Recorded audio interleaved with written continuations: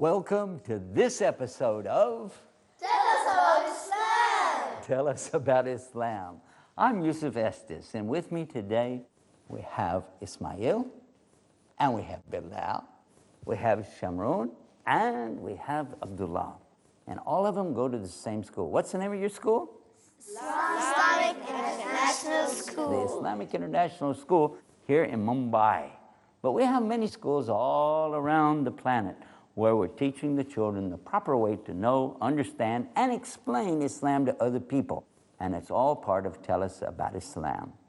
And what we'd like to do is ask the youth to bring us their questions and then help them to understand what the answer is. And so we'll just start on my right, and that will be with Ismail. Do you have a question for us today? Yes. Tell us. How do we know Islam is right? That's a very good question. If we think about it, there are choices that people have when they decide what they want to believe in, what their faith is. So that's a very important question. Let's think about it. And while we're thinking about it, I want to ask Bilal, what is your question? What does Islam mean? What is the meaning of Islam? You're right about this, to ask that question, because Islam is an Arabic word, isn't it? And an Arabic word in English, oh, we better find out what it means. So I'm going to ask you, what will your question be? What does Muslim mean? Well, that's a good question too, because we just got a question from Bilal. He wanted to know what Islam means. You want to know what Muslim means. That's good. Now let's find out what Abdullah's question will be. What's your question? What is God's name? What's God's name? All of these are excellent questions, and that's what we're going to be talking about right now. So let's start with the very basis of what we should believe, why we think Islam is right, by doing what? Going to the source of the meaning of the word. But what is a Muslim? Well, before we can know what Muslim is, we have to realize that's also an Arabic word. So we got to go back to the Arabic. When we say Muslim, it goes back to a root, aslama. When we say Islam, it also goes to the same root, aslama. Both words, your word is Islam and your word is Muslim.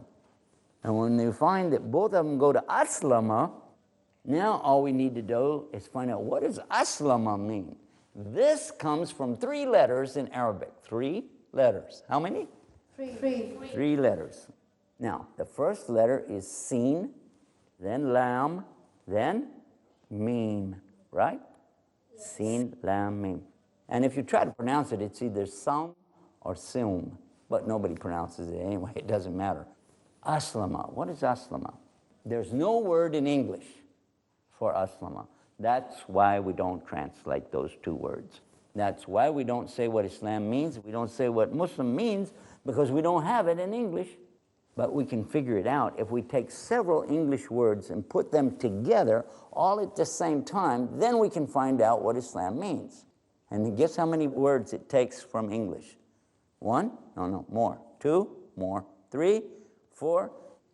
It takes 5. Just like there are 5 of us, there are 5 words that make one word Islam. The first word is surrender. Now that's where you give up, and you say, I give up, I surrender. Huh? Yes. Yeah, Muslims are getting pretty good about that. Surrender. But anyway, this is the first word. The second word is submit or submission. Submission means somebody wants you to do something, you go, okay, I'll do it. That's submission. Surrender, submission. Next word is obey. Obey, it means somebody tells you to do something, you do it. You will do it. That's obey. And then there's another word in English, sincere. Sincere. And that is also in Aslama, or Islam in Muslim, is sincerity. Because if somebody's not really sincere, then it doesn't equal Islam anymore. You cannot force people to be sincere, can you? No, I can tell you, you have to like me. You could say, no, I don't. Say, you have to like me. Say, okay, I'll pretend I like you, but you won't know, right? If I say, you have to love me, you say, Say, I'll get my gun, and then you say, okay, I will, but not really. You're just doing it because somebody ordered you to, right? So that's not sincere. So this is very important to know this word. Some of the questions that we'll be dealing with later. Now we come to the fifth word, and this is the most important word of all. Because without this word, then the other words would fall apart and not have the same meaning of what's real Islam. And it comes from the same root. This last fifth word comes from the same root, silm, sin, lam, mim. And it's a word we use all the time, like when we greet people, we talk to people, we go up to them. What do we say when we're going to greet them? Assalamu alaikum. And now, alaikum means all of you, but salam, what does salam mean? Peace. Peace? Peace. Huh. So how does that fit into the word Islam? Because some people think Islam means peace, but Islam does not mean peace. If it meant peace, then we would say to each other, Islam alaikum. And we don't say that. We say salam alaikum. Because salam means peace. Islam means something bigger. It has salam in it, but it has other things too. Like whenever you have food, and maybe you'll put some salt in the food, right? But you wouldn't eat salt, would you? No, but you'll eat salt in something because it's important. And the same way, this word is important too. The word peace in Islam makes the other four words work perfectly. Shall I tell you how? Okay, first of all, think about this. We said surrender. We said submission. We said obey. We said sincerity. Sincerity means you will really do it. You will really do it because you know it's the right thing to do. You'll do it. But what has peace got to do with that? You will do it in peace, not being rebellious, but doing it because this you know is the best thing to do. So whenever anything comes to you, good or bad, you'll stay at peace with it. You won't get upset. You won't go crazy. You won't lose your temper. You won't get angry. You'll be in peace. If you get something you like, you'll be happy, right? But this means you will be in peace with it. You wouldn't be like, I want $1 million, okay, like that. Because that's not peace. Also, if you got something bad came to you, you know, somebody said, oh, your house burnt down. Wow, that's a horrible thing, right? But again, you won't go crazy. You won't be spastic and going, oh, my house burnt down. You know, you would be at peace with it. Now, both of these things are extreme. You're not going to win $1 million. And your house isn't going to burn down, inshallah. But I'm just trying to give you an idea of what this kind of peace is. It means no matter how good or how bad something is, you're going to be what? Peaceful about it. And in modern day English, we say you're going to be cool. Keep your cool. Don't lose your cool. All of this, these words are held together with this word peace. To be at peace with whatever comes to you. To be relaxed and think, okay, this is what is God's will. Of course, that brings us to another question, doesn't it? We start thinking about some more questions, like, God, how does that figure into this? And Muslim, how does that figure into it? Well, Muslim, now, the next word, comes from the same root and comes from Islam. Whoever does a verb, an action, you know what verbs are, actions? In English, we put after the action, and that's the one who does the action. Walk, he's a walker. Talk, he's a talker. Think, he's a thinker. Stink, stinker. But seriously, when we think about this, the way that it works in English, we put the after the action. Arabic is the opposite. We said it's an Arabic word. Muslim is an Arabic word. So we have to know about Arabic to understand what it means. Because in Arabic, you don't put after something and you don't put it before something. You don't even use it. You use mu. Can you say mu? Mu. Very good. Then you put mu in front of the verb or the action, to see who's doing it. The one who does it, you put mu in front of it, whatever it is. Shall I give you an example? All right. Let's take the verb or action of travel. If somebody is traveling along, going along, they're a traveler. In Arabic, the word is safar. Travel is safar. And if he does travel, he's a musafir. Musafir. You see, you put it in front. Musafir, the one who travels. And if somebody does the adhan, you know the adhan, right? Yes. Adhan. Allahu Akbar, Allahu Akbar. That's the adhan. Now, we wouldn't call the guy who does that adhaner, would we? No. Although he's doing the adhan, he's not an adhaner, he's a what? Mu'adhin, exactly. The mu'adhin does the adhan. Got it? Yes, yes. Yeah, so it's not so complicated, is it? Now, sulli, what is sulli? Sulli is when you do salah. We'll be talking about that in programs coming up too, but for right now, sulli or salah, the one who does it's not a sullier, he's a musalli. And somebody who has iman, he has iman, he's not an imaner, he's a mu'min. Mu'min. Very good. You got it. You figured it out. Yes. I'm proud of you. All right. So if somebody does Islam, he's not an Islamer, he's a Muslim. Islam. Muslim. If he does it, he's a Muslim. So a lot of people call themselves Muslims, but if they don't do Islam, are they a Muslim? No. No. If somebody doesn't walk, we don't really call him a walker, do we? No.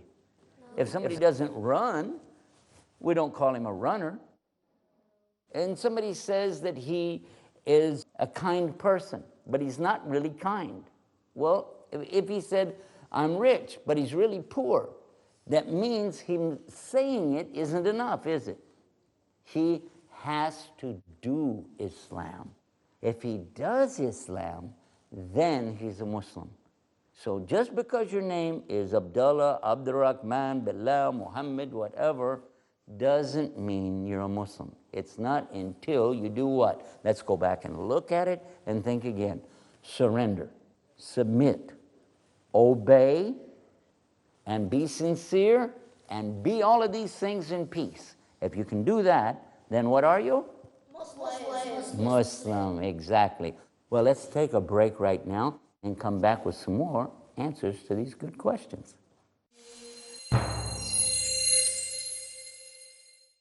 Different people, one God. The Prophet ﷺ told us what is lawful is clear. Many beliefs united in humanity. Various prejudices. Justice universal. And what is unlawful is clear.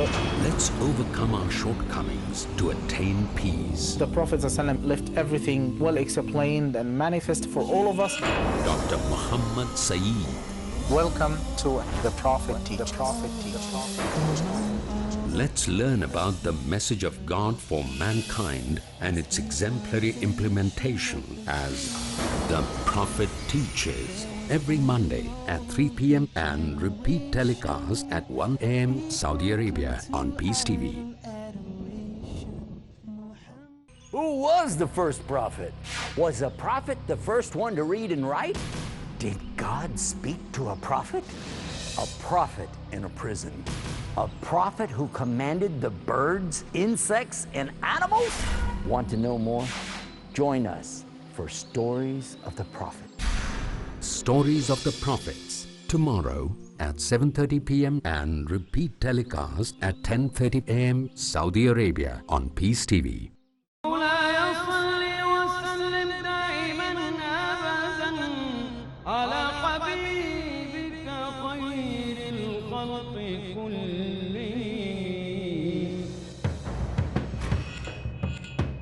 In every job that you do, you want to be the best that you can be.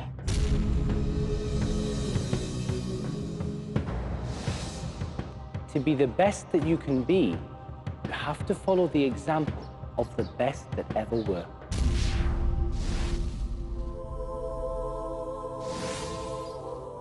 When it comes to da'wah, there is no better example than the example of those men whom Allah chose to do the best of jobs.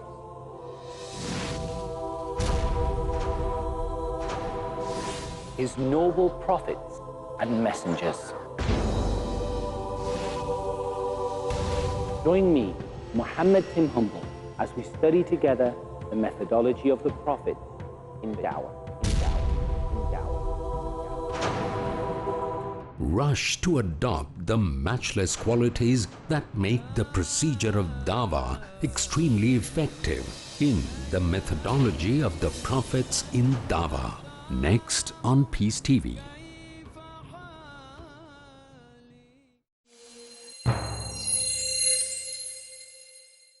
We're back from our break. You're watching Tell Us About Islam. And we were right in the middle of a very important discussion about what Islam actually is, who is a Muslim, and we were coming up on another question about God. What we found out in the first part is that Islam is actually Arabic, and it contains 5 of the English words to make it work.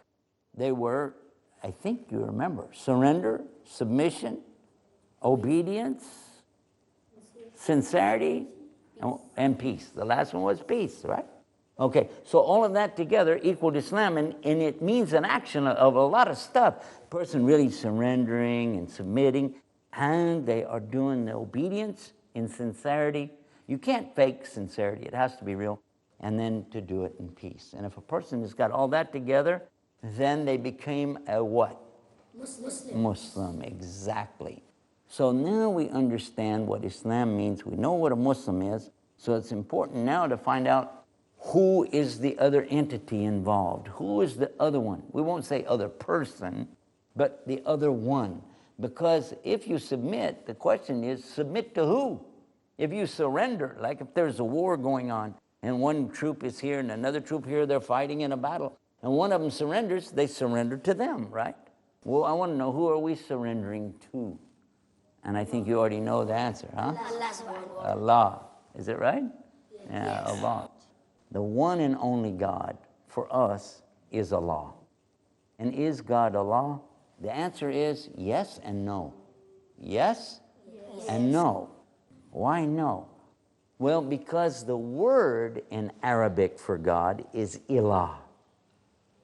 That's the word for God, ilah. And everybody has an ilah. The people who are Hindus, they have many ilahs. The people who are Christians, they have their ilah. The people who are Jewish, they have their ilah, and the Muslims have their ilah. Everybody has an ilah. Even the one who says, I don't have an ilah, he still has an ilah. Because everybody worships something. Some people worship money. Some people worship their position. Some people, they just worship the whole creation itself. But no matter what they are in love with, no matter what they believe in, that becomes their ilah. That is the word God, in English a little G-O-D. But when we mean the God, the one and only God, we have a word for him in Arabic. It's his name in Arabic, and it's Allah, not ilah, Allah. That's his name. So that's why I said yes and no, because Allah is the God. But Allah doesn't mean God, it means the name of the God. Make sense? When we think about God, Allah, and we think about what he's created, and we think about what he's not, we know now that we would never really be able to define God. We don't really know what he is made out of, or how he looks, or what he would be like in size. Those things we don't know. But what we do know is that he is the creator, and he's the one that made it all come about. So if there's gravity, who made the gravity? Allah. Wind, who made the wind? Allah. There's heat, where did it come from? Allah. It came from the sun, but who made the sun hot? Allah. So we understand that behind everything is Allah's will. He has a will. When he wants something to happen, Does he go out and build things and get some tools and put it all together? No. No, like we do, we have to go get some tools. But where will the tools come from? And then he wants to take some stuff and change it around and make something. Where would it come from? If I want to make a car, I've got to get metal, I've got to get some parts, I have to get screwdrivers and all kinds of tools, and I don't even know how to make a car. So I wouldn't even be able to do it. But when Allah wants anything to happen, anything, what does he do? He just says, be, and it is. Why? Because he's the real God. He says, be, and then the whole universe comes in from his command, be. Wow. In Arabic, it's called kun. He says kun, and it is. Fayakun. Kun means be, and faya means so it is. Kun. Kun, fayakun. Be, and so it is. See how it works? He just says it. We can't do that. Can you do that? No. If you can, make me a brand new Mercedes. Just say, be. Ha. I don't see anything. So we see that Allah, he has this power to just say be, and it happens. So now I'll ask you, who makes the rules? Allah. Makes sense? Yes. Yeah, of course, because if he created the universe, then he made all the rules. And now who makes the rules for Islam? Allah. If it's his religion, then that has to be the way it is.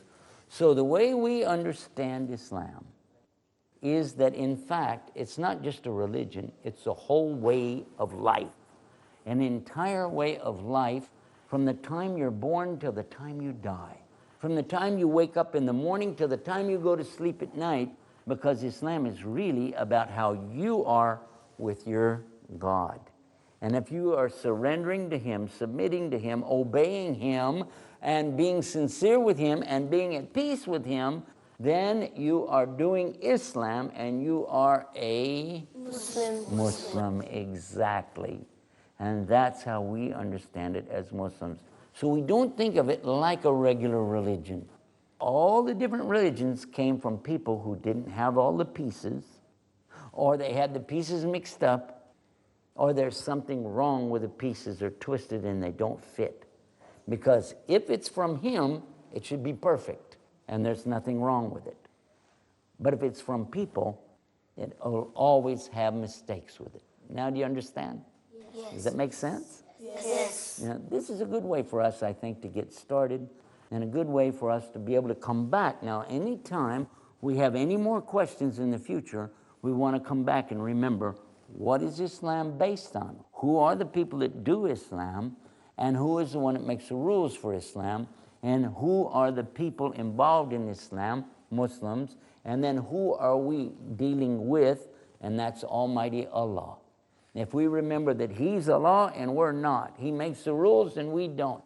He tells us what to do and we do it. And that makes us Muslims, and that's how we understand it.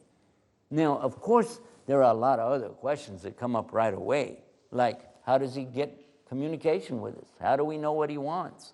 How do we know some people didn't just make that up? And on those questions, you'll be able to go home and think about it, and either come back on the program or you'll send me emails, and we'll be talking about it in future programs. Make sense? Yes. Well, I want to thank all of you for being on this special edition of our program. I want to thank Ismail and Bilal, Shamoun and Abdullah. I love the way that we had such a great time together today. I'm really looking forward to a lot more programs like this in the future. On what? On Tell Us About Islam. I really love the way this worked out today, that everybody had a chance to ask their questions and even be able to figure out the answers for yourselves, because we had the right base to begin with. And as we go through more programs, we want to be able to do the same thing and help other people to learn more about what is Islam. And for you at home, if you'd like to be in communication with us, all you have to do is visit our website or write to us at justaskislam.com. Justaskislam.com. And until then, we bid you peace. Salam. Salam alaikum. Wa alaikum assalam. Do you know what Islam